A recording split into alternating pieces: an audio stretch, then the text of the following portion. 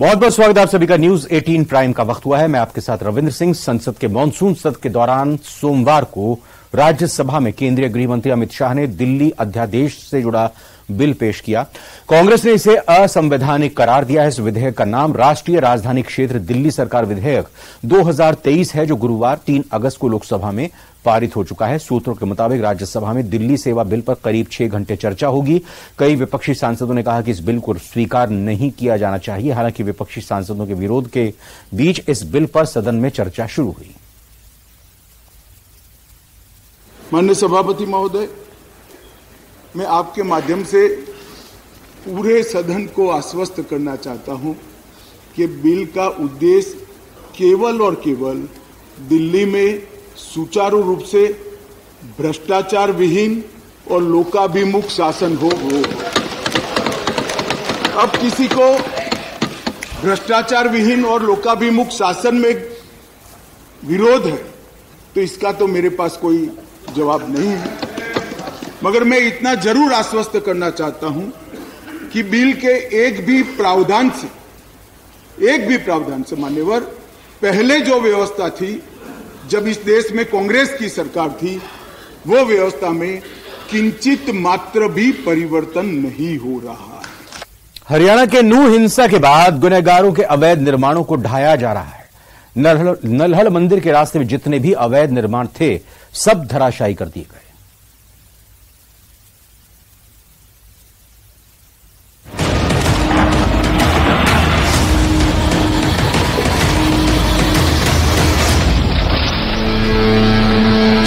हरियाणा के नूह में नल्हड़ मंदिर के रास्ते में जितने भी अवैध निर्माण थे, कुछ को धराशायी कर दिया गया, कुछ को लिफ्ट में रखा गया है। हिंसा में शामिल जितने गुनहगार थे, सभी के अवैध आशियानों पर प्रशासन का बुलडोजर चल रहा है। पिछले 4 दिनों से नूह से लेकर सोहना तक बुलडोजर कहर ढा रहा है। कल नूह में अवैध तरीके से बनाए गए एक होटल को मिट्टी में मिला दिया गया। आरोप है कि इस होटल की छत से पथराव किया गया था। होटल नूह में झंडेवालान चौक से नल्हड़ के बीच बना था। दिल्ली से कुछ ही दूरी पर नूह में नफरत की वो चिंगारी निकली जिसकी ज्वाला ने 6 लोगों की जान ले ली।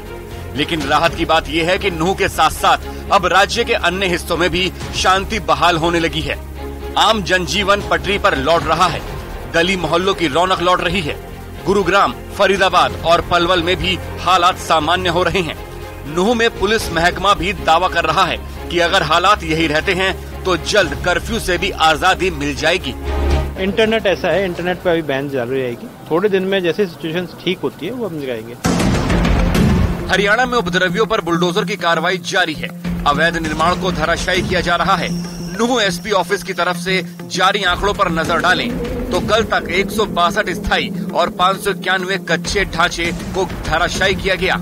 रोजाना 2 से 3 घंटे कर्फ्यू में ढील दी जा रही है।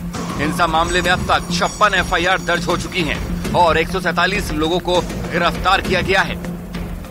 अब तक 56 FIR रजिस्टर हो गया डिस्ट्रिक्ट में और 147 लोगों को हमने अरेस्ट कर दिया। इन्वेस्टिगेशन हमारा चल रहा है, 4 टीम्स को बनाया। इन्वेस्टिगेशन तेजी गति में प्रोग्रेस चल रही है। नूह से अलग अलग रूट के लिए 5 बसों को रवाना किया गया है। सरकारी दफ्तरों, बैंक और ATM को भी आज से खोला गया है। इमरजेंसी सेवाएं जारी हैं, यानी कुल मिलाकर नूह में आम जनजीवन को धीरे धीरे पटरी पर लाने की कोशिश की जा रही है। नूह में जिंदगी पटरी पर लौट रही है और इस बीच नूह की शांति भंग करने वालों का भी हिसाब हो रहा है। हिंसा के आरोपियों को भी पुलिस ने अल्टीमेटम दिया है और सख्त लहजे में कह दिया है कि नूह के गुनहगारों का पक्का इलाज होगा।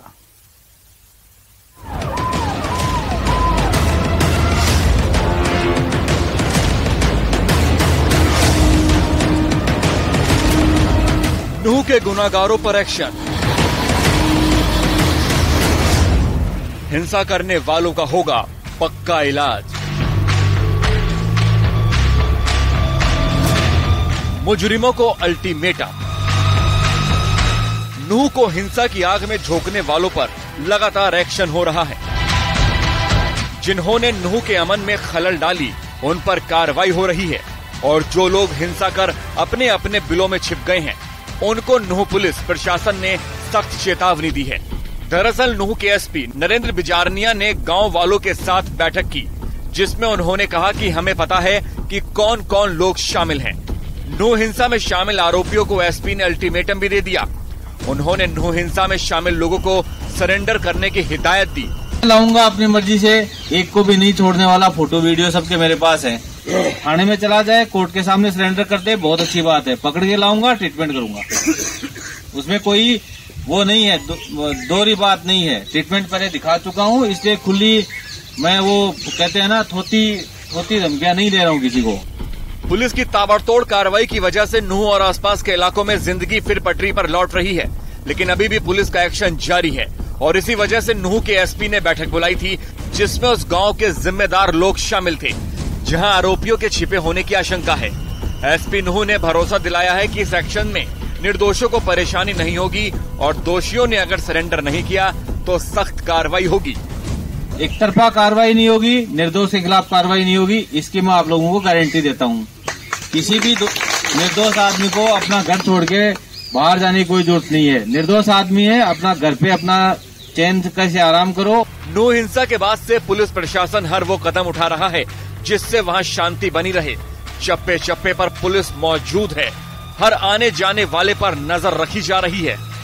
गाड़ियों के नंबर नोट किए जा रहे हैं, नाम पूछा जा रहा है, बाकायदा फोन नंबर भी, और आपके आने का यहाँ पर पर्पस क्या है, आप क्यों यहाँ पर आए हैं, ये सब कुछ भी पूछा जा रहा है। और ऐसा इसीलिए भी है क्योंकि हरियाणा के नूह में वो तस्वीर भी हमने देखी जहाँ पर जो उपद्रवी थे उन्होंने नूह को कैसे जलाने की कोशिश की, और अब हालात धीरे धीरे सामान्य होते हुए यहाँ पर दिखाई दे रहे हैं। हरियाणा में हिंसा के बाद प्रशासन भी एक्शन में है और लगातार आरोपियों पर कार्रवाई कर रहा था, लेकिन इस बीच हाईकोर्ट ने स्वतः संज्ञान लेते हुए अगले आदेश तक तोड़फोड़ की कार्रवाई पर रोक लगा दी है।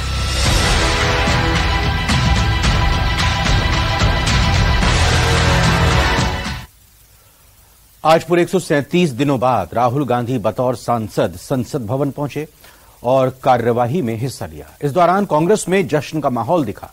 कार्यकर्ताओं ने एक दूसरे का मुंह मीठा कराया और जमकर डांस भी किया।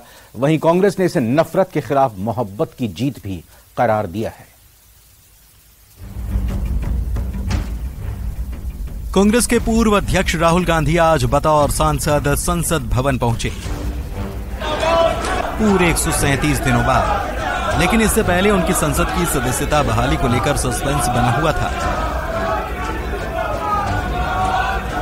हालांकि राहुल की सदस्यता बहाल करने में लोकसभा स्पीकर ओम बिड़ला ने देरी नहीं की। सुबह 11 बजे लोकसभा सचिवालय की तरफ से अधिसूचना जारी की गई, जिसमें सुप्रीम कोर्ट के फैसले का जिक्र था और लिखा था कि राहुल गांधी की सांसद सदस्यता बहाल की जाती है। इधर जैसे ही खबर कांग्रेस के कार्यकर्ताओं को मिली तो जश्न शुरू हो गया।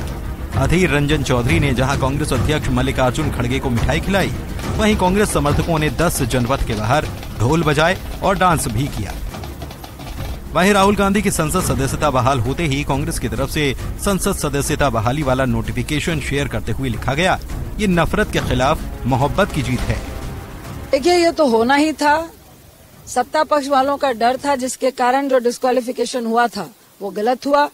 हम कानून का रिस्पेक्ट हमेशा करते थे और एक बार फिर इस देश के कानून ने बताया कि लोकतंत्र सर्वोच्च है। मुझे लगता है कि फिर भाजपा वालों की, सत्ता पक्ष वालों की रातों की नींद हराम होने वाली है, हो रही होगी। लेकिन जितनी तत्परता आपने तेजी उनको डिस्क्वालीफाई करने में दिखाई थी, उतनी तेजी उनको बहाल करने में नहीं दिखाई। मैं तो कहूंगी कि जितनी तत्परता आपने उनका घर खाली करने में कराई थी, क्या उतनी तेजी से आप उनका घर बात सम्मान के साथ वापस करने वाले हैं? और मुझे पूर्ण विश्वास है कि कल नो कॉन्फिडेंस मोशन में एक बार फिर सत्ता पक्ष वालों को हमारे प्रश्नों का, राहुल गांधी जी के प्रश्नों का जवाब देना पड़ेगा।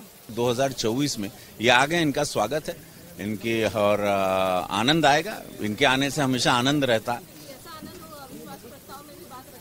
नहीं, आनंद आएगा, उसमें और आनंद, पूरा देश आनंदित होगा। देश आनंदित होना चाह रहा है, सावन का महीना है, आनंद होना चाहिए। बता दें कि राहुल गांधी की संसद सदस्यता इस साल के बजट सत्र के दौरान चली गई थी। वो पूरे सेशन में हिस्सा नहीं ले पाई थी। राहुल की सांसदी जाने वाले मुद्दे पर 5-6 अप्रैल को विपक्षी नेताओं ने सदन में खूब हंगामा भी किया था।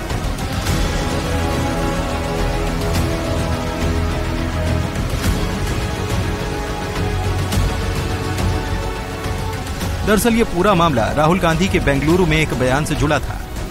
राहुल गांधी ने 11 अप्रैल 2019 को बेंगलुरु की एक सभा में मोदी सरनेम को लेकर बयान दिया था। इसके ठीक 2 दिन बाद 13 अप्रैल को गुजरात बीजेपी विधायक पुनेश मोदी ने बयान पर शिकायत दर्ज कराई और 6 मई को मामला सूरत सेशन कोर्ट पहुंचा था।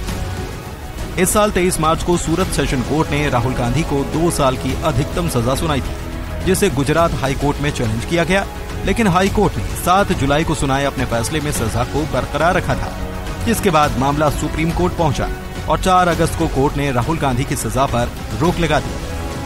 सुप्रीम कोर्ट ने कहा कि जब तक राहुल गांधी की याचिका पर सुनवाई पूरी नहीं होती, तब तक दोष सिद्धि पर रोक रहेगी। Bureau report, news 18।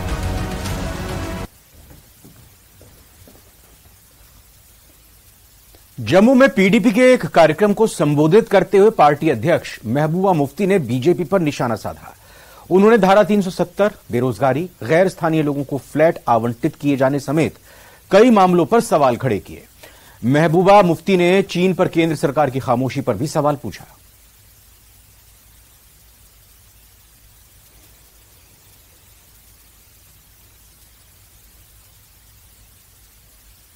ये आज तक कभी नहीं हुआ था कि आप अपोजिशन को जेल में डाल देते हो, उनका मुकाबला नहीं करते हो। अरे democracy is a battle of ideas, यानी ख्यालात की जंग होती है। अगर आप भ्रष्टाचार की बात करते हो तो फिर जिनको आप भ्रष्टाचारी कहते हो उनको अपनी पार्टी में क्यों मिलाते हो? जम्मू के लोगों, आपके सामने मैं भी हूं,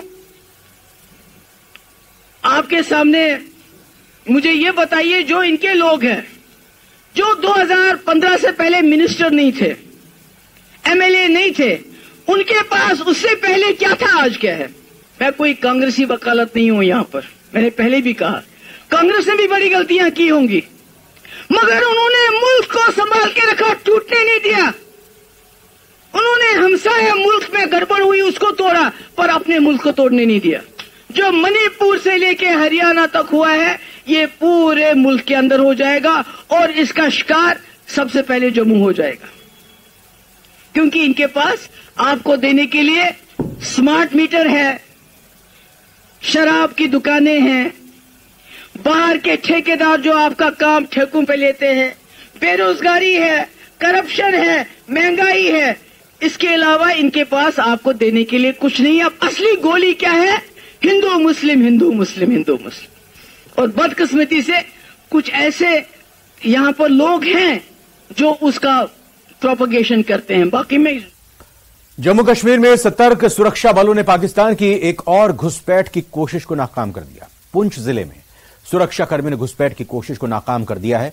सेना और जम्मू कश्मीर पुलिस के संयुक्त अभियान में एक घुसपैठिया मारा गया। एक अन्य आतंकवादी ने नियंत्रण रेखा की ओर भागने की कोशिश की। गोलीबारी में वो घायल हो गया। उसे नियंत्रण रेखा के पास गिरते हुए देखा गया। इलाके में तलाशी अभियान जारी है। स्थानीय सूत्रों से मिली खबर के मुताबिक पुंछ में एलओसी पर घुसपैठ के दौरान मारा गया आतंकी स्थानीय आतंकी है। बताया जा रहा है कि वो 1993 में पुंछ से एलओसी के पार गया था। सूत्रों के मुताबिक आतंकी की पहचान मुनीर हुसैन पुत्र सत्तार मोहम्मद निवासी बग्यालदरा के तौर पर हुई है।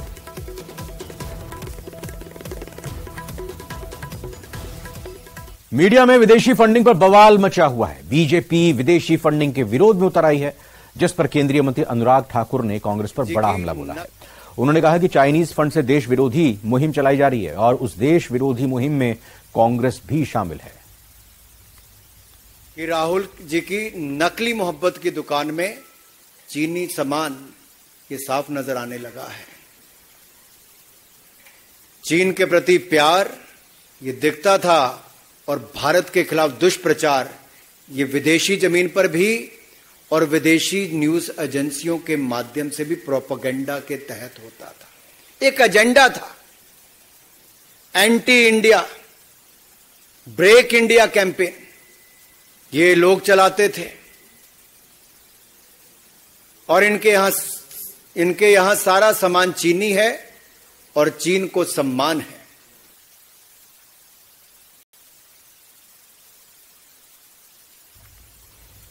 फटाफट अंदाज में 25